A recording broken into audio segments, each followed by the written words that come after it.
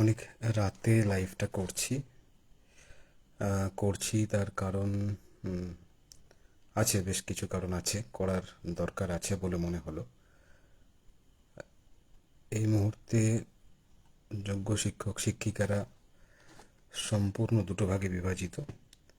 একদল পরীক্ষা নিয়ে ব্যস্ত, আর একদল লড়াই নিয়ে ব্যস্ত। মানে একদল বলছে পরীক্ষা দেব, আর একদল বলছে পরীক্ষা দেব না। এখন প্রশ্ন হচ্ছে যে, একটা জিনিস লক্ষ্য করেছেন আপনারা প্রথম থেকে, প্রথমে আমরা যোগ্য শিক্ষক শিক্ষিকা এবং শিক্ষাকর্মী ছিলাম। পরবর্তীকালে শিক্ষাকর্মীদেরকে সেপারেট করে দেওয়া হলো। যোগ্য শিক্ষক শিক্ষিকাদের যে ইউনিটি ছিল 1 to 7, তারপর টার্গেট ছিল সেইটা 1 to 3 এবং 4 to 7 করে দেওয়া হলো। এখন যেটা হয়েছে, নোটিফিকেশন হয়ে আবার আমরা দুই ভাগে বিভক্ত। একটা হচ্ছে পরীক্ষা দেব, একদল হচ্ছে পরীক্ষা দেব না। ব্যাপারটা বুঝতে হবে, যে রায়টা হয়েছে সেই রায়টা কোনোভাবেই ন্যায় বিচার হয়নি আমাদের জন্য। অর্থাৎ একটা ওয়ে নিয়ে কেসটা চলছিল, সেই ওয়েটাকে সম্পূর্ণ অ্যাভয়েড করে গিয়ে অন্য একটা ওয়ে দিয়ে রায়টা হয়েছে। এখন বিষয় হচ্ছে যে সরকার, গভর্নমেন্ট বুঝে গেছে যে এরা 15 থেকে 17 হাজার ক্যান্ডিডেটস আছে, এদেরকে যে কোনো বিষয় দিয়ে একটা ললিপপ ধরিয়ে দিলে এরা নিজেদের মধ্যে খেয়ে খেয়ে করে শেষ হয়ে যাবে। কথাগুলো কেন বলছি, তার কারণ হচ্ছে যেদিন আমাদের গত মিছিলটা হওয়ার কথা ছিল, সেদিন 1000 থেকে 1200 লোকের বেশি কিন্তু রাস্তায় নামেনি। এটা কিন্তু একটা বিশাল খারাপ জিনিস আমাদের জন্য, এবং খুব ভালো একটা বিষয় হচ্ছে গভর্নমেন্টের জন্য। কেন? তার কারণ হচ্ছে যে আমাদের ইউনিটি ভেঙে গেছে, এবং এইটাই সবাই চাইছিল। গভর্নমেন্ট, বিরোধী, লয়ার্স, জাজেস, সবাই এটাই চাইছিল। এই জায়গাটা আপনারা সবাই সব কিছু বুঝছেন। আমরা প্রত্যেকে এক একজন লয়ার, এবং প্রত্যেকে এক একজন বড় বড় বোদ্ধা। আমরা বিশাল বড় বোদ্ধা, মানে আমরা সব বুঝি, সব জানি। শুধু এইটুকু বুঝতে পারছি না যে রিভিউ পিটিশন অ্যাকসেপ্ট হবে না, রিভিউ পিটিশন অ্যাকসেপ্ট করাতে হবে। কি করে কি করে করাবো? বোঝাতে হবে যে এতগুলো নিরপরাধ মানুষ, যাদের কোনো অপরাধ ছিল না, যারা নির্দোষ, তাদের শাস্তি হয়েছে। রিভিউ পিটিশন তখনই অ্যাকসেপ্ট হয় যখন সেটা রেয়ারেস্ট অফ রেয়ার কেস হয়। ভারতবর্ষের মতো দেশে, একটা সাংবিধানিক দেশে, এতগুলো নির্দোষ মানুষের কোনো রকম দোষ না করা সত্ত্বেও শাস্তি হয়েছে, এর থেকে বড় গ্রাউন্ড রিভিউ পিটিশন আর কিছু হতে পারে না। এটা হচ্ছে বেসিক জায়গা। নির্দোষ মানুষের শাস্তি, নির্দোষ যারা কোনো দোষ করেনি তাদের শাস্তি হয়েছে, এইটা হচ্ছে বেসিক জায়গা, এটা হচ্ছে মেন পয়েন্ট। এই জায়গাটা ধরতে হবে, এই জায়গাটাকে আমাদেরকে এস্টাবলিশ করতে হবে ইচ অ্যান্ড এভরি টাইম। প্রত্যেকবার যখন আমরা কথা বলবো, প্রত্যেকবার যখন আমরা কিছু বলবো, জানাবো যে এতগুলো নির্দোষ মানুষের শাস্তি হয়েছে উইদাউট এনি ভ্যালিড রিজন, যাদের এগেনস্টে কোনো মানে অ্যালিগেশন বা দুর্নীতি প্রমাণ তো হয়ইনি, এমনকি দুর্নীতির অভিযোগ পর্যন্ত নেই, সেই মানুষগুলো শাস্তি হয়েছে। এই কথাটা বারবার ভারতবর্ষ তথা পশ্চিমবঙ্গ তথা কোর্ট তথা সবার কানে ঢোকানোটা অত্যন্ত জরুরি, এবং এটার জন্য ইউনিটিটা অত্যন্ত জরুরি। বারবার যেটা বুঝিয়ে পারছি না সেটা হচ্ছে যে আমাদেরকে ইউনাইটেডলি এই কথাগুলো বারবার বারবার বলতে হবে। গভর্নমেন্টকে তো আমরা বলছি, গভর্নমেন্টকেও যেমন বলছি, সেরকম সোসাইটিকেও আমাদের জানাতে হবে। তার কারণ যারা রায় দেন তারাও সোসাইটিরই মানুষ, এবং তারাও পেপার পড়েন, তারাও ভাবনা চিন্তা করেন, তাদেরও মানবিকতা বোধ আছে। আমাদের ওই জায়গাটাতে স্ট্রাইক করাটা অত্যন্ত জরুরি, যে একটা অন্যায় হয়েছে, একটা ভুল হয়েছে, এবং এই ভুলটা রেকটিফাই করতে হবে রিভিউয়ের মাধ্যমে। এই জায়গাটাকে অনুধাবন করানোটা বারবার জরুরি। আমি এই ভিডিওটা আজকে এই কারণেই করছি যে একটা সময় দেখা গেছিল আমরা ইউনাইটেডলি সমস্ত মিছিলে, সমস্ত আন্দোলন ঝাঁপিয়ে পড়েছিলাম। আজকে দেখছি অনেকেই ডিসইন্টারেস্টেড, তাদের ইন্টারেস্ট খুব কম হয়ে গেছে আন্দোলন বা ধর্নার প্রতি। যখনই সরকার পক্ষের সঙ্গে আমরা বসেছি, তখনই একটা প্রশ্নই বারবার করা হয়েছে যে আপনারা ধর্ণা মঞ্চটা কেন তুলছেন না, কতদিন রাখছেন, কেন প্রশ্ন করা হচ্ছে একটু ভাবুন তো। এই প্রশ্নটা বারবার কেন করা হচ্ছে? ধর্ণা মঞ্চতে তো 5 জন থাকি, 6 জন থাকি, 10 জন থাকি, তাহলে ধর্ণা মঞ্চটা এত মাথা ব্যথার কারণ কেন? এবং এক্সপিরিয়েন্সের যে কথাটা নোটিফিকেশনে আপনারা বলছেন, যে এক্সপিরিয়েন্সে 10 নম্বর দেওয়া হয়েছে, তাতেই অনেকে প্রচণ্ড উচ্ছ্বসিত এবং আনন্দিত, যেটা আমরা দেখতে পাচ্ছি। কিন্তু ভাবুন তো, যদি আমরা রাস্তায় 10,000 লোক পড়ে থাকতে পারতাম, তাহলে এই এক্সপিরিয়েন্সের মার্কসটা 10-এর জায়গায় 20 বা 25 হতে পারতো না কি? হতে পারতো। হয়নি ওই একটাই কারণে, কারণ আমরা রাস্তায় 10 থেকে 12 হাজার লোক পড়ে থাকতে পারিনি। সেটা আমাদের আলসেমির জন্য হতে পারে। আমরা বিভিন্ন রকম বাহানা দিতে পারি যে এই ওরা ঠিকঠাক কাজ করছে না, ওরা এটা করছে না, আমার এই কথাটা শোনা হলো না, আমার ওই কথাটা শোনা হলো না। কিন্তু সত্যি করে আয়নার সামনে দাঁড়িয়ে দেখবেন যে এগুলো কিছুই না। এই বাহানাগুলো শুধুমাত্র আমরা আমাদের আলসেমিকে জাস্টিফাই করার জন্য করছি, নাথিং এলস। যে আমি 3 দিন থেকেছি, আমার পক্ষে আর থাকা সম্ভব নয় ভাই, ধর্ণামঞ্চ ওইভাবে বসে থাকা সম্ভব নয়। হয় মারপিট করো, হয় মেরে ফাটিয়ে দাও, নাহলে এই ভাঙাভাঙি করো বা এইটা করো সেইটা করো, না হলে আমি আন্দোলনে যাব না। এটা নাথিং, কিচ্ছু না। এটা জাস্ট হচ্ছে আমার আলসেমিকে জাস্টিফাই করা।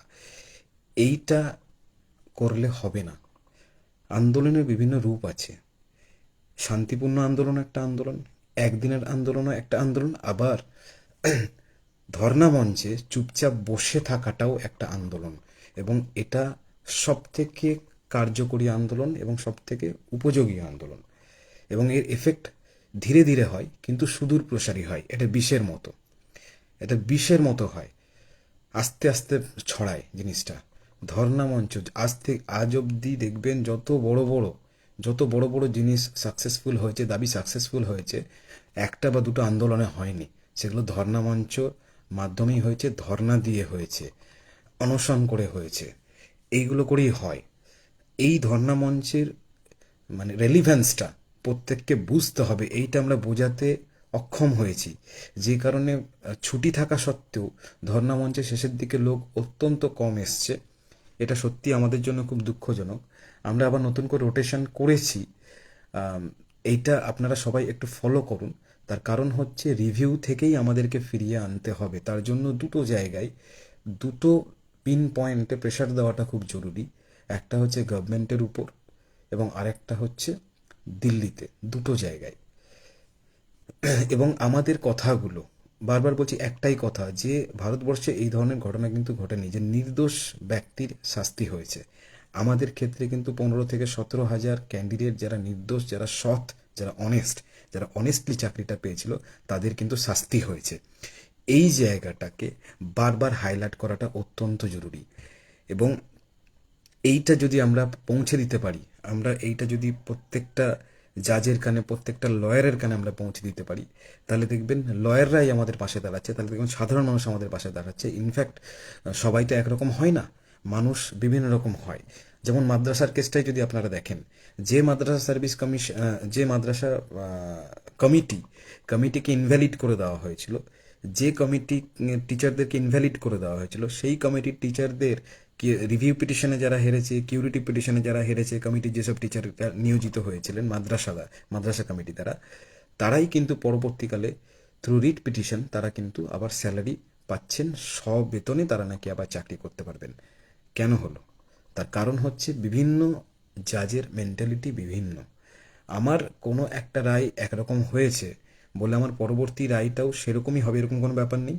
তাহলে সেই যে আমাদের পরবর্তী ব্যাপারটা দেখবেন, তিনি যে মানবিক হবেন না তার কোনো গ্যারেন্টি নেই। তিনি মানবিক হতেই পারেন, তিনি এই বিষয়টাকে সিরিয়াসলি নিতেই পারেন এবং ভাবনা চিন্তা করতেই পারেন এই বিষয়টা নিয়ে। তাহলে আমাদেরকে ভাবাতে হবে সমাজকে, সোসাইটিকে। তার জন্যে যা যা করণীয় আমাদেরকে ইউনাইটেডলি করতে হবে। আমরা যদি ইউনাইটেড না থাকি, আমরা যদি নিজের জন্য না দাঁড়াই, আমরা যদি নিজের কথা না বলি, তাহলে কে আমাদের কথা বলবে? অন্য কেউ তো আমাদের কথা বলবে না। আমাদেরকেই আমাদের কথা বলতে হবে। এত রাতে এই ভিডিওটা করার একটা বড় কারণ হচ্ছে যে আগামী বৃহস্পতিবার প্রত্যেকটা জেলায় জেলায় একটা ধিক্কার মিছিলের অংশগ্রহণ করার কথা বলা হয়েছে। মুর্শিদাবাদের ক্ষেত্রে বিশেষ করে বহরমপুর এবং মুর্শিদাবাদে যারা আছেন তাদের ক্ষেত্রে আগামী বুধবার এই ধিক্কার মিছিলটা আয়োজন করা হয়েছে।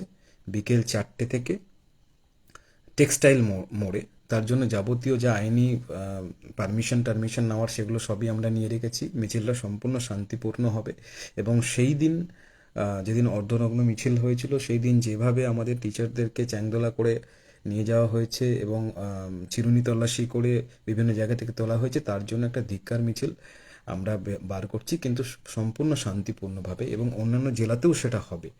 তা আমরা চাইছি যে আপনারা যারা পিটিশনাররা আছেন, ঠিক লিগ্যাল দিকটা নিয়ে যতটা চিন্তিত, এই লিগ্যালটা তখনই লিগ্যাল বিষয়গুলো আপনার চিন্তার জায়গাগুলো তখনই বেরিয়ে আসবে বা প্রস্ফুটিত হবে যখন আপনি সেইটাকে রাস্তার লড়াইয়ের মাধ্যমে সম্পূর্ণ করবেন। রাস্তার লড়াইটাকে রাখতে হবে। দ্বিধা বিভক্ত, আমরা জানি যে আমরা এক্সাম দেব না দেব না, এই বিষয়টা নিয়ে দ্বিধা বিভক্ত, কিন্তু একটা জিনিস লজিক্যালি ভাবুন তো, ধরুন আজকে এই মুহূর্তে আপনার ব্রেনটা যেভাবে কাজ করছে, আপনি হয়তো প্রচুর পড়াশোনা করেছেন, আপনার এসএসসির প্রত্যেকটা জিনিস কমপ্লিট, আপনি হয়তো 60-60 পাবেন, কিন্তু আপনি কি গ্যারান্টি দিতে পারেন সেদিন আপনি রোল নাম্বারে কোনো ভুল করবেন না লিখতে, বা আপনার সিগনেচার করতে ভুল হয়ে যাবে না, বা আপনার ব্রেনটা ঠিক সেই দিন সেই রকমই ফাংশন করবে যেরকম আজকে করছে? কোনো গ্যারান্টি আছে? বা আপনি সেদিন পরীক্ষা হলে পৌঁছাতে পারবেন? আপনার কোনো অ্যাক্সিডেন্ট হবে না? আপনি শিওর তো? আপনি শিওর? আর তাছাড়া যে ক্যান্ডিডেটগুলো অসুস্থ হয়েছে, যে ক্যান্ডিডেটগুলো স্ট্রোক করে গেছে, যারা আর নর্মাল নেই, তারা পরীক্ষা দিতে পারবে? আপনি শিওর তো? শিওর নয় তো? তাহলে আপনি কোন ভরসায় পরীক্ষা করে লাফাচ্ছেন আমরা বুঝে উঠতে পারছি না।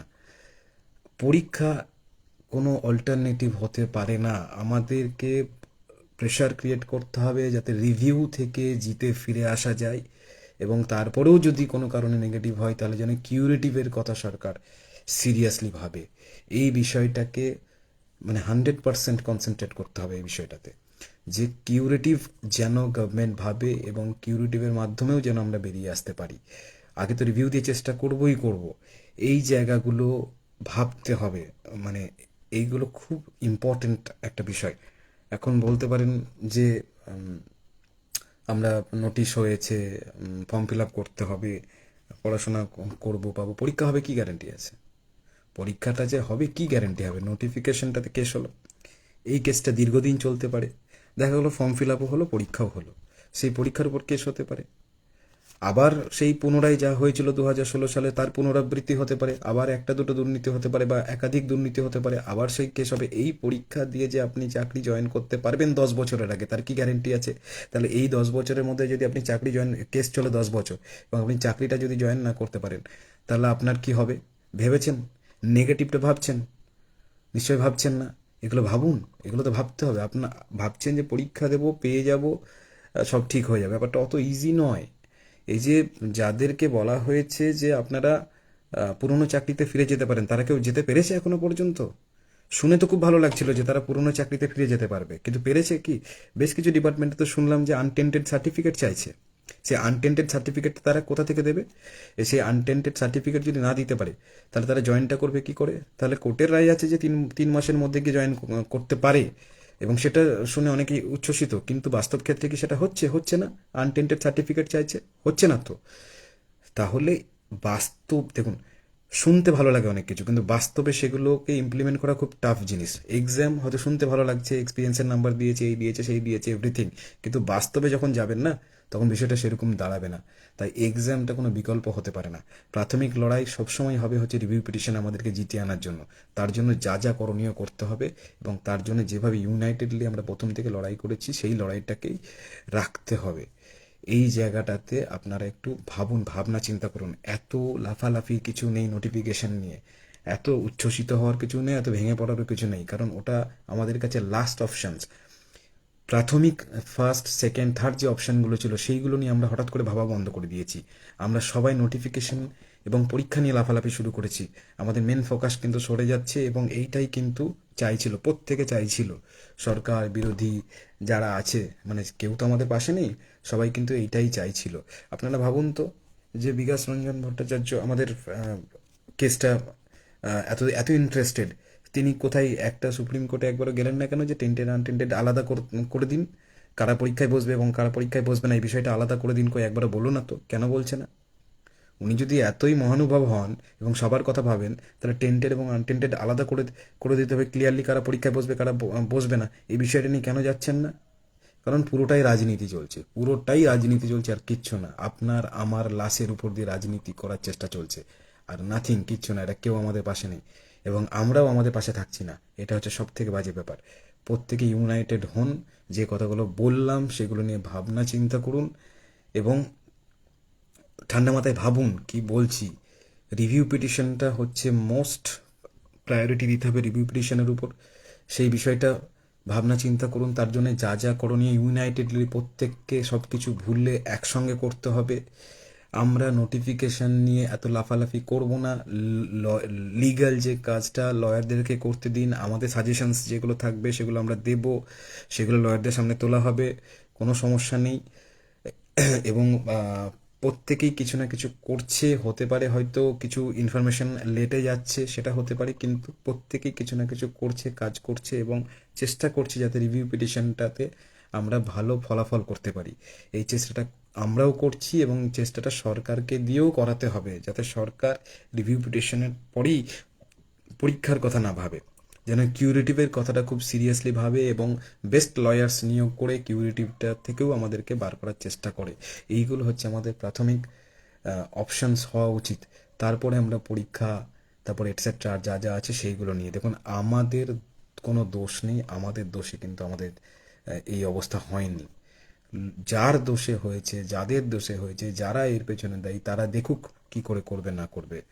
আমি আপনি রাস্তার লড়াইটা লড়বো এবং সমাজের কাছে এই বার্তাটা আমাদেরকে দেওয়া দরকার যে আমরা নির্দোষ। যখন 15,000 লোক, 17,000 লোক রাস্তায় দাঁড়িয়ে আমার কোনো দোষ নেই এবং আমি বিনা দোষে শাস্তি পাচ্ছি এই কথাটা বলবে না, তখন এটা গম গম করবে গোটা ওয়েস্ট বেঙ্গলে, গোটা ভারতবর্ষে গম গম করবে। এটা আমরা আজ অবধি করতে পারিনি। এটাই হচ্ছে আমাদের সব থেকে বড় অসফলতার কারণ, যে আমরা একসঙ্গে কোনোদিনও দাঁড়িয়ে এই কথাটা জোর গলায় বলতে পারিনি যে আমরা 15 থেকে 17 হাজার জন আছি, আমাদের ফ্যামিলি আছে, আমরা নির্দোষ এবং নির্দোষ মানুষকে শাস্তি দেওয়া হয়েছে, যেটা কখনো একটা স্বাধীন ভারতে, সাংবিধানিক ভারতের হতে পারে না। দিস ইজ রং, এটা ভুল হয়েছে। এই কথাটা চোখে চোখ রেখে সবাইকে বলতে হবে, প্রয়োজনে জুডিশিয়ারিকেও বলতে হবে, প্রয়োজনে কোর্টকেও বলতে হবে, জাজের কান কান অবধি পৌঁছে দিতে হবে। এইটা কিভাবে করা যায় এইটা ভাবতে হবে সবাইকে মিলে এবং এই লড়াইয়ে সবাইকে অংশগ্রহণ করতে হবে। তাই আগামী যত আন্দোলন হবে, মিছিল হবে, সেগুলোতে পার্টিসিপেট করুন। কোনো রকম বিভাজন না রেখে পার্টিসিপেট করুন। আপনার যদি মনে হয় যে আপনার পড়াশোনা করা দরকার, আপনি করুন, কিন্তু তার সঙ্গে প্যারালালি এইগুলোতে পার্টিসিপেট করুন। এটা দরকার, খুবই দরকার। না হলে কিন্তু রিভিউ পিটিশনে ইচ্ছাকৃতভাবে হারা হবে এবং আপনাকে এবং আমাকে নিয়ে ছেলে খেলা করা হবে। তাহলে এইটা করতে হবে, রাস্তায় প্রেশারটা সব সময় রাখতে হবে, নাহলে কিন্তু আমরা হেরে যাব। এই রাস্তায় প্রেশারটা রাখার জন্য আপনাদের প্রত্যেককে অ্যাক্টিভ হতে হবে, আলসেমি ছেড়ে, বাহানা ছেড়ে রাস্তায় নামতে হবে। আগামী বৃহস্পতিবার জেলায় জেলায় যে মিছিলটা হবে, ধিক্কার মিছিল হবে, সেখানে সবাই পার্টিসিপেট করুন। বুধবার মুর্শিদাবাদে পার্টিসিপেট করুন। আমরা দেখতে চাইছি আমাদের শক্তি। এবার আপনারা যদি এইভাবে দিনের পর দিন নন কোঅপারেট করেন, আমরাও কোথাও গিয়ে শক্তি হারিয়ে ফেলবো, কোথাও গিয়ে আমরাও আশা হারিয়ে ফেলবো। আমরাও কিন্তু তখন বাড়িতে বসে যাব। তখন যা হবে হবে, কাউরির কিছু করার থাকবে না, কিচ্ছু করা যাবে না। এইগুলো আপনারাই আমাদের বল, আপনারাই আমাদের শক্তি, আমরা আপনাদের শক্তি, আপনারা আমাদের শক্তি। এই জায়গাটা মেনটেন করুন সবাই মিলে এবং যে যে আন্দোলন গুলো ডাকা হবে, যে মিছিলগুলো করা হবে, সেগুলোতে সবাই মিলে পার্টিসিপেট করুন। মোস্ট ইম্পর্টেন্স দিন এই বিষয়টাকে। এত রাতে আমি আর বেশি কথা বলছি না। এই কথাগুলো আমার অনেক দিন থেকে বলতে ইচ্ছা করছিল, কিন্তু বলতে পারছিলাম না বিভিন্ন কারণে। আজকে বললাম। আপনারা এই ব্যাপারগুলো সিরিয়াসলি ভাবুন এবং একটু ঠান্ডা মাথায় সিরিয়াসলি প্রত্যেকে একটু ভাবুন। দেখুন আমি কথাগুলো কি বলার চেষ্টা করছি এবং দেখুন আমি কথাগুলো ঠিক বলছি না ভুল বলছি, একটু ভেবে দেখবেন। আম, এবং বাকি যারা এই বিষয়গুলো একটু বোঝে একটু কথা বলুন, প্রয়োজনে আপনাদের পরিচিত লয়ারের সঙ্গে কথা বলুন, আপনাদের কনসেপ্ট অনেকটা ক্লিয়ার হবে। আপনারা এটা করুন প্লিজ। ঠিক আছে, অনেক রাত হয়েছে, আর বেশি কথা বলছি না। শুভরাত্রি।